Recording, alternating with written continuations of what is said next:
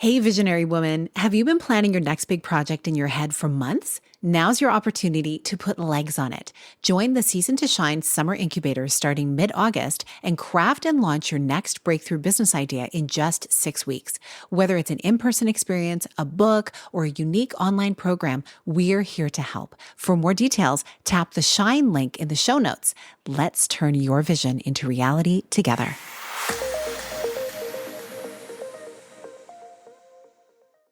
Find one person who's got your back, who says, look, it's uncomfortable, it's messy, and it's worth doing because it's on your heart and it will not leave you alone. If that desire is relentless, then it's meant for you.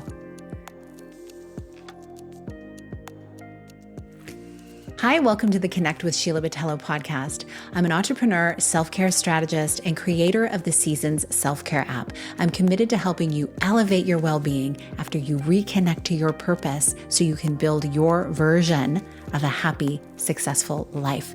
And you're listening to a Monday minisode where I share an insight designed to help you live into what lights you up this week. Have you ever felt imposter syndrome? Have you ever heard that term? Really what it is it is self-doubt. I've heard people say imposter syndrome doesn't actually exist because you are who you are. It really is just fear that's dressed up really beautifully. I kind of tend to agree. We all know those times where we're elevating in our lives or where we're walking into new rooms where we feel ill-prepared to be there. And we're like, whoa, I'm actually doing this right now. And do I deserve to be here? Should I be here? And I guess maybe that is what people are referring to when they think about imposter syndrome. But really, when I look at it, deep beneath anything that we are finding resistance to in our lives, there is fear. Everything's love or fear. I had a beautiful person on the podcast talking about this, Osa, Natalie Fraser. She was talking about that. It's all love or fear. And it's really, really true. And so if you're ever feeling that way, like it's imposter syndrome, really, maybe it's self-doubt. And hey, you're in good company. All of us doubt ourselves all the time, sometimes about little things, not to mention those big, beautiful moves that you're making in your life and business. And so today I wanted to address that because it's something real. It's something that we experience, and there's really no getting away from it. It doesn't matter how much success you have in your life.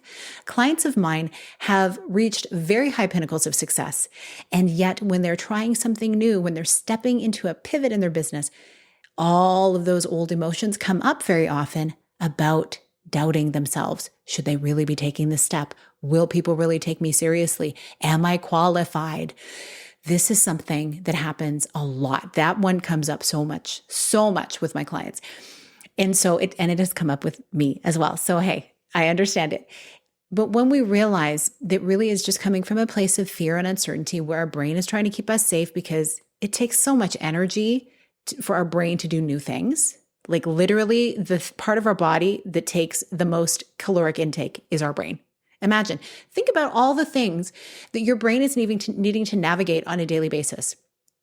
Like we're talking not just advertising messages, but decisions, little decisions all piled on top of each other amidst very big decisions. Like how do we handle what the kids are doing, what the aging parents are doing, what my career is doing, what the neighbors are doing, what's expected of me, what's being subtly said that I have to read between the lines to understand, what's being directly said.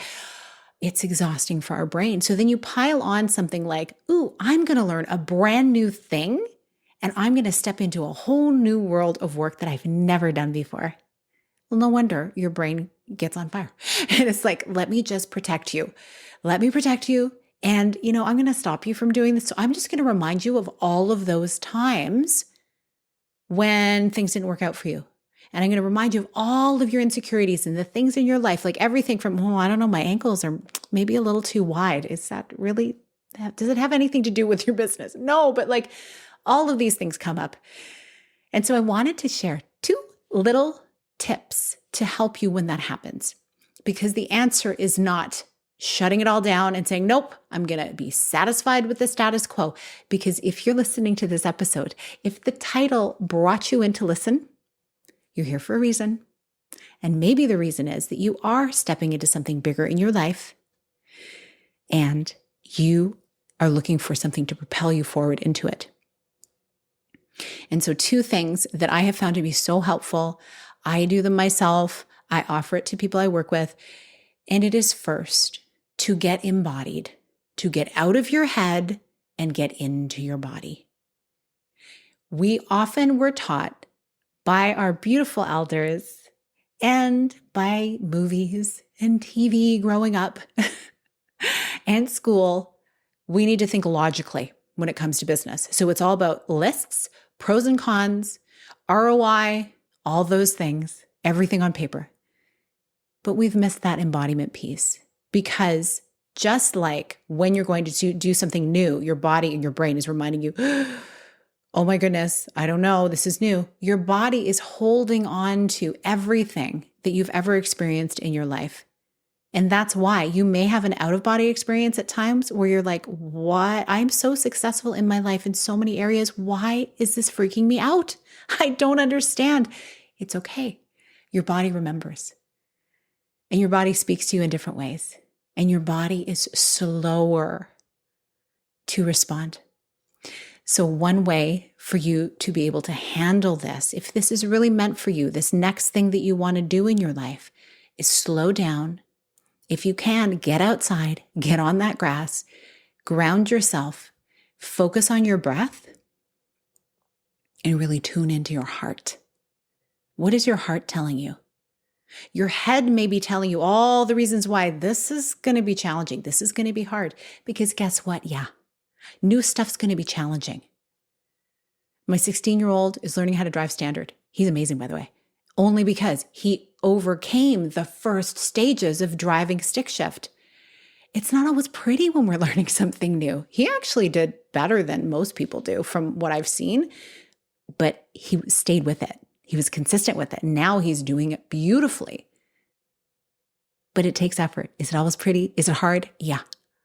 Do we sometimes look foolish when we're trying something new? Yeah. But that's okay. Because the people who are actually really doing beautiful things in their life, and they're trying new things, and they're pushing their growth edges, they are the ones who are going to be cheering you on. There are cheerleaders there, and I am here to cheer you on. I hope this episode does. So first, let's get embodied. The second piece, oh, there's balloons now on my video. The second piece is for you to actually find some support around it so that you're not going it alone. To be able to remind you, to reflect back to you your biggest dreams. So this is where your cheerleaders come in. I'm talking about people who are there to celebrate with you. The people maybe who are in the arena right now. Find one person, even if it is just something like this podcast or a really great book or audiobook or a networking event or something, but like one person who's got your back, who says, look, it's uncomfortable, it's messy, and it's worth doing because it's on your heart and it will not leave you alone. If that desire is relentless, then it's meant for you.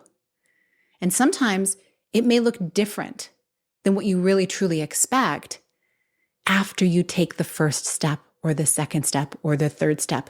But I'm inviting you to trust yourself to just take that first step and see where it leads you. It may lead you somewhere you never imagined. This happens all the time for me, all the time.